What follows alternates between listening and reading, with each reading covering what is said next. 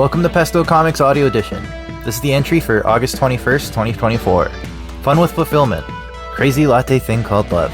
The second part of the Crazy Latte Thing Called Love postmortem.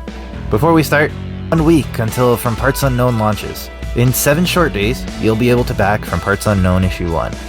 I've been saying it every week, but your help in getting this to launch big is pivotal. This is the first issue in a 5-part series, and we're already working on issue 3 because we're so confident that you'll love it. Give it a follow. Tell your friends, family, and pets to do the same. And now, on to the main topic. Lessons learned from fulfilling Crazy Latte Thing Called Love. Offset versus digital. The journey with Crazy Latte Thing Called Love has been a little bit different than the past campaigns I've done. The main thing was moving to offset printing. Unlimited Udo and Stay Cool were digitally printed, so the process was a lot more straightforward and simple, even though their cost per issue was significantly higher, and I've already had to go to a second print with Udo. I have a printer that I usually go to, Mix'em, and they've been pretty great for the most part. However, getting an offset print quote took a lot longer than I'm used to. Normally, I just upload my files, submit them, and I get a date for when everything will arrive at my door. With Latte, I was doing so many different variant covers that offset seemed like the way to go this time. It's one cost for a book where all the interiors are going to be the same, but the cover changes. Logically, it made a ton of sense. Financially though, I might end up being that guy with a stack of comics in his basement that he can't seem to move. For this campaign, I way overprinted. I usually have a few dozen extra copies for future campaigns, but for Crazy Latte Thing Called Love, I have copies in the hundreds. It's my best work to date, so I don't think it's going to be that hard to move them, but I'll definitely have to be a lot more aggressive sales-wise to make it all happen. If I made a mistake, it was printing an equal amount of each cover. Some covers were a lot more popular than others. I'll run out of those well before the rest, but I guess that makes the remaining copies a lot more valuable. I won't be in a rush to do a second printing. The good news is about all of this though, is that the individual copy cost is a lot lower than it would be had I just printed digitally. That said, I might stick with digital printing for From Parts Unknown, even though it's a #1 issue that will be sold when I do campaigns for issue 2 through 5. Not artificially bumping up numbers to hit the offset is the financially prudent way to operate. It also means just selling a lot more to make that money back in the long run. But I'd rather do multiple print runs than just having a bunch of inventory that I have to store. Shipping with a P. I've mentioned many times that I work with Stallion Express to do all of my shipping. It's a great service. Even better, they actually moved their location a little bit closer to where I'm at, so I'm always happy with it. All that said, I'm ready to move to Chit Chats as soon as they're willing to bring down their rates. I was sent an email saying they'd be doing so for special customers like me, but I never received a follow-up. I guess I'm not special enough to qualify. Right now, I save at least $1 per package with Stallion Express. Part of that email I got from Chit Chats asked why I decided to stop using their service. This is the reason. When you're shipping over 100 packages to backers all over the world, even $1 makes a difference. The other thing that made this a little more challenging, some backers didn't respond to their surveys. Fortunately, most did. The challenge with that is I now have to hold on to packages for the day when this backer might fill out their survey. I don't know when that's going to be. Will shipping be more expensive by then? Maybe. It would be great just to close off this campaign and move to the next, but it looks like I'm always going to be juggling those handful of backers from campaign to campaign. Art is expensive. I love Mattia Monaco's art. It honestly sold the book more than anything I could have said or done.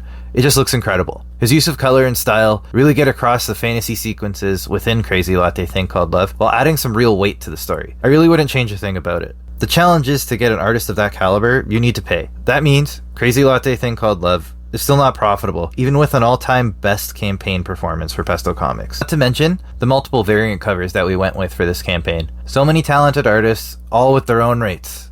Again, worth it. That said, I don't think I'll be doing so many going forward. From Parts Unknown will likely just have 3 covers. A main cover, a variant cover, and a joke cover. The whole goal of variant covers is to get backers to buy all of them, and we only had a few takers of that. What we got instead was people picking and choosing their favorite cover. I always appreciate how different people like different covers, but it didn't help the overall costs of the campaign.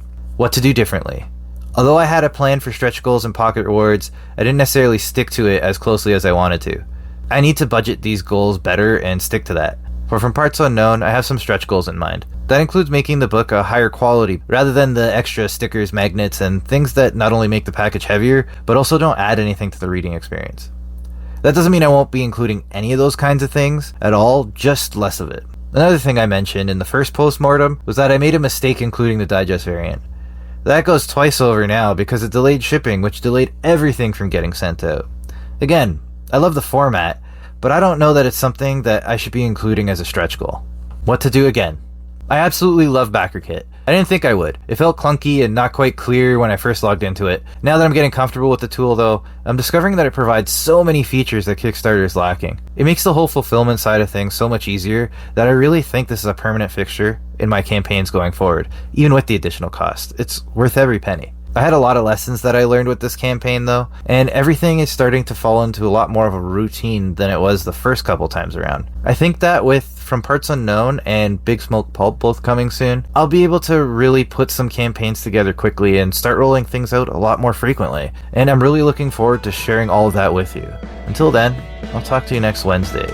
But first, let's talk about some upcoming posts.